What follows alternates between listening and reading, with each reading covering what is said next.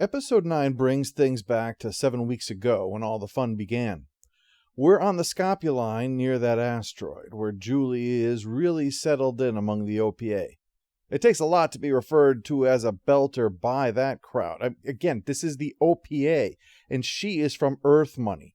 That's like being named Chad Whitebread III and being told you've now got N-word privileges. Seems that the ship belongs to Jules Pierre Mao, so she's particularly invested in finding out whatever this weapon is, and the Scopuli is here to board and grab it. Well, that's when they find out the Anubis is a gunship and not a transport, right when the Anubis plays a reverse Uno card and sends boarders against the Scopuli. When they leave, at least one of the belters is tossed out into space. The others get roughed up. Julie is tossed into a room as a complication. In other words, she's sided with the enemy, but she's also the daughter of the guy who signs their checks. They've already set things up to draw in the Canterbury, only the lady in charge seems to have some kind of a bug. Julie manages to send out a signal saying she is Lionel Polanski before it goes dead, and soon the Anubis fires off the missiles, and just like that, the can't is now the ain't. Julie escapes from the room as we saw, finds the ship deserted, and the abomination on the reactor, concluding that it consumed the whole of the crew. I've seen the blob. Those things are out there in space. She parked the Anubis, put an OPA locator beacon on it, sent a signal, powered down, and vented the ship, and left in a shuttle for Eros.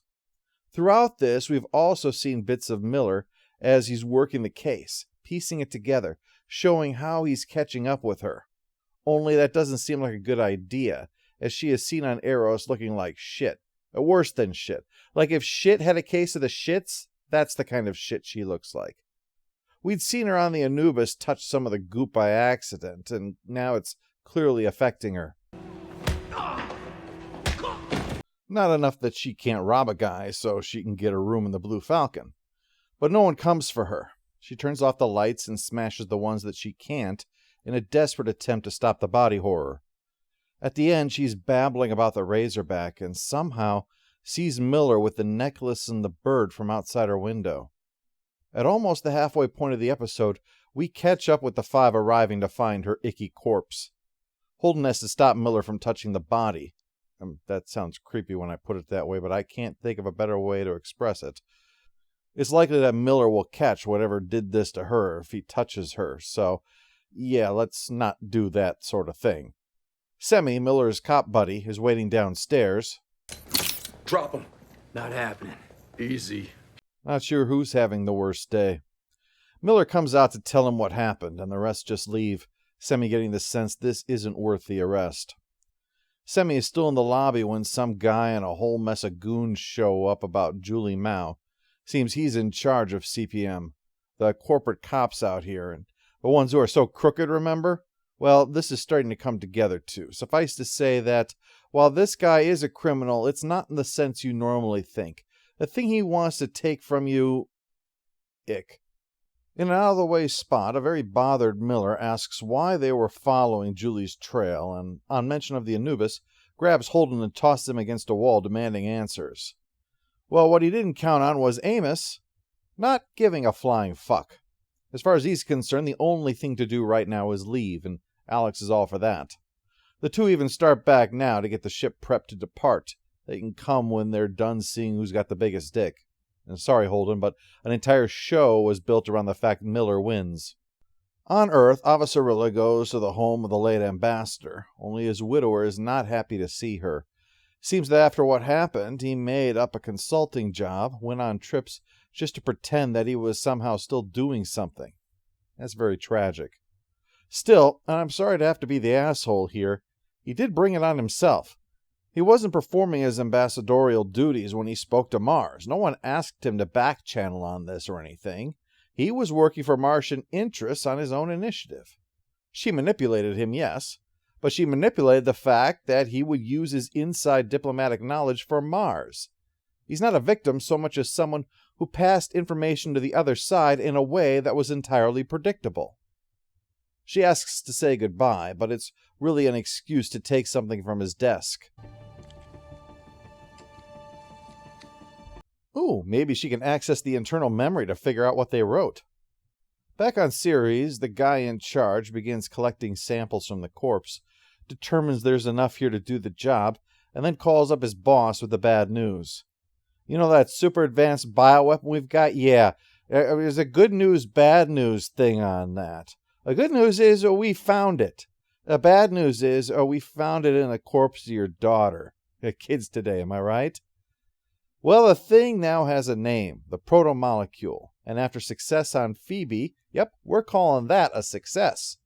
They're ready to make the next attempt here on Eros. Wonder what that means. What the hell was that? Maybe it means that. Attention. Eros Station has experienced a radiation hazard breach. Yeah, it's definitely that. A ship blew up in the docking bay and all the rest are now locked down. So with them stranded on Eros now, let's check on Avasarilla.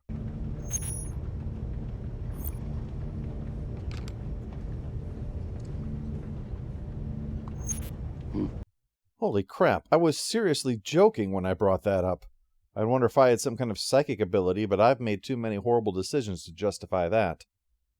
Back on Eros, Miller notes that CPM cops are just crooks with badges, but they're following some kind of a plan here.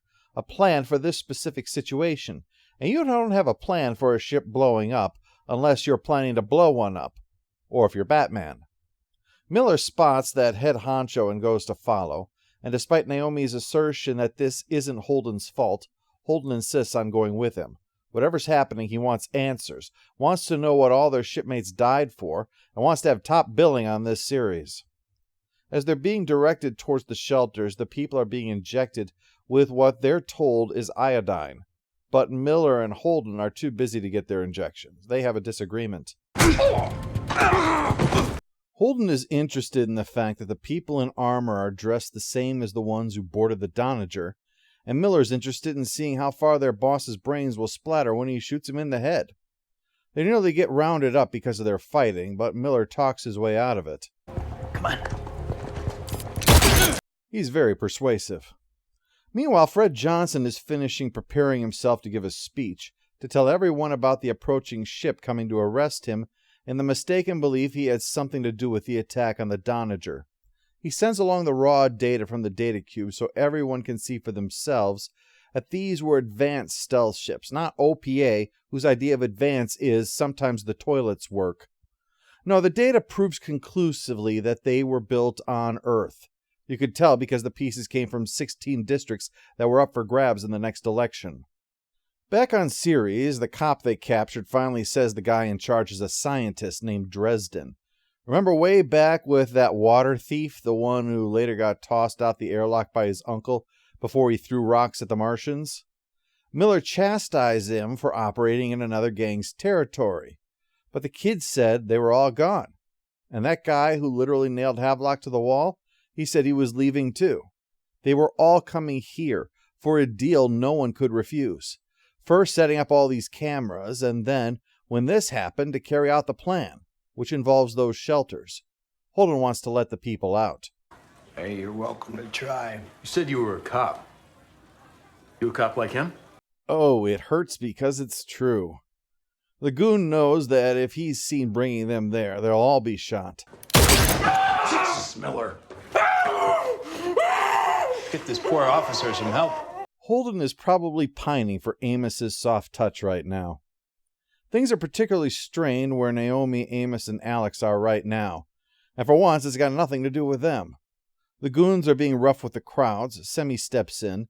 A civilian gets gunned down. Semi guns down the cop. And Amos now joins in the firefight because that's what firefights are for. Joining. This actually helps Miller and Holden's story as they bring the wounded cop in and finally get the door open, only to find everyone inside on the floor, sick. And then...